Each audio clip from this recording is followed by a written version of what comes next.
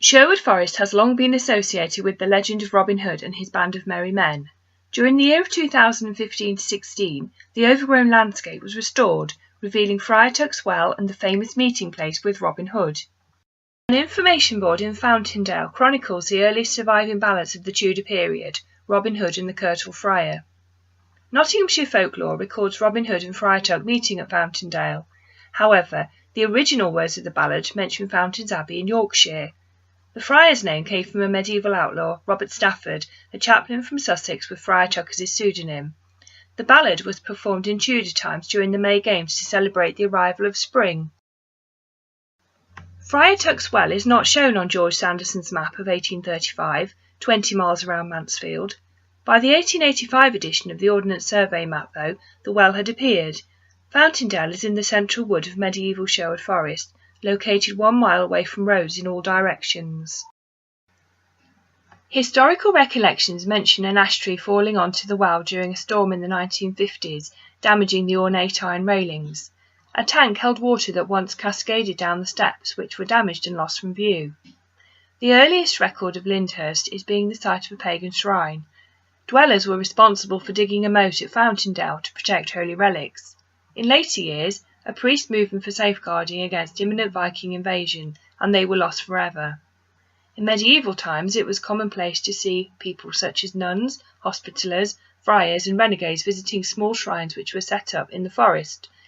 Within this landscape, a cell or hermitage certainly existed. In the 12th century, Newstead Abbey housed an Augustinian priory, and that's only a couple of miles away. Along the river, Chalybeate Springs drew visitors due to their healing properties. Rainworth Water, the River Idle, was turned into a series of lakes to stock fish by the Duke of Portland, which in turn gave them arable flood meadows. During the summer months of June, July and August, the site was cleared of much dead wood.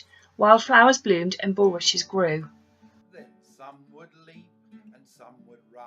The old sluice gate and drainage channel disappeared from view. Which of you can a good bow draw, a good archer to be?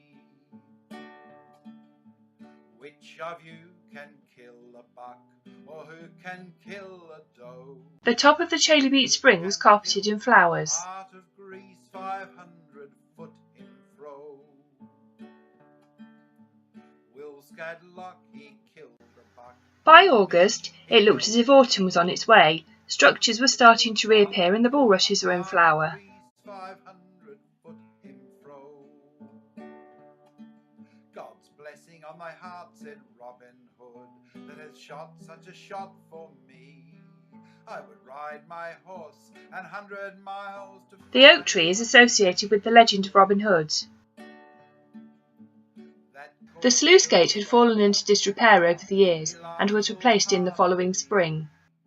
There lives a Curtal Friar in Fountains Abbey, will beat both him and thee.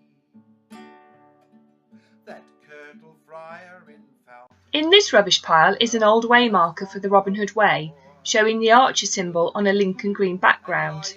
Damp autumnal days provided the perfect habitat for fungus and slime moulds such as the turkey tail, wolf's milk and jelly ear. It was by Mary free that he would neither eat nor drink till... As the nights became cooler, mist formed over the river.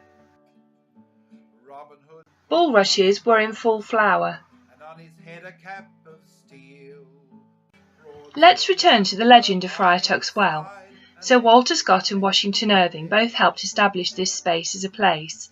Scott was a frequent visitor of the Need family who owned Fountaindale. Here he wrote parts of Ivanhoe, published in 1819, describing the landscape using characters such as Friar Tuck, who was based on a medieval comedy. Tuck appeared as a drunk religious hermit and introduced himself to King Richard, the Black Knight, as the Holy Clerk of Copmanhurst, which appeared on local maps of that era.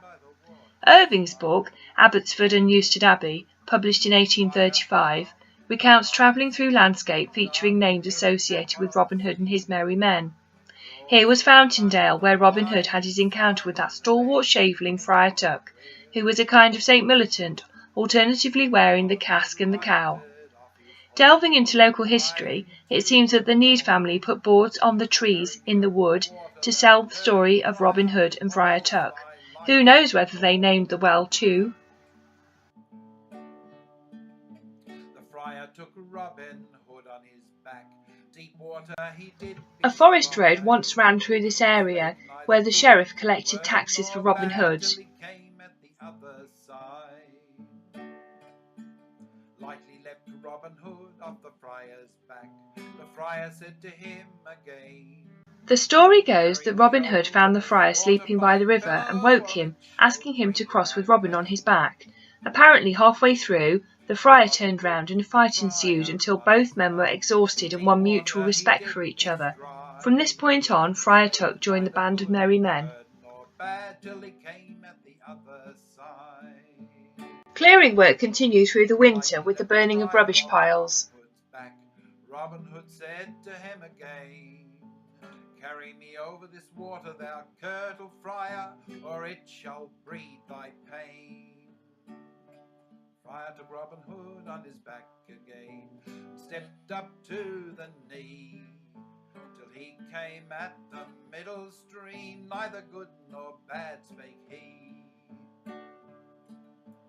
Coming to the middle stream, there he threw Robin in, and choose thee, my fine fellow. Spring came, and the sluice was removed and replaced with new stone and metal work. Robin Hood swam to a bush of broom, the friar to a wicker one. Pipes were laid. Is gone to shore and took his bow in hand. One of his best arrows under his belt, to the friar he let fly. The curtal friar with his steel buckler, he put that arrow by. Shoot on, Friar Tuck's well was rebuilt, shoot on as thou hast begun, and the bank was strengthened. So what became of this space, which turned into a place? Up until the 1950s, it was frequented by locals. Remember the Robin Hood Way?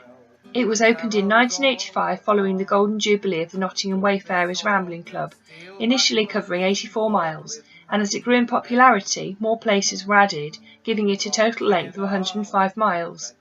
The accompanying book is now on the third publication, selling out each time, showing the interest in local folklore.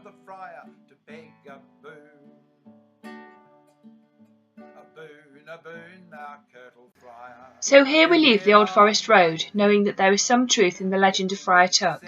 If it hadn't been for three creative people, this place may have just been another part of the landscape. That will I do, said the curtal friar, of thy blasts I have no doubt. I hope thou blow so passing well, till both thy eyes fall out.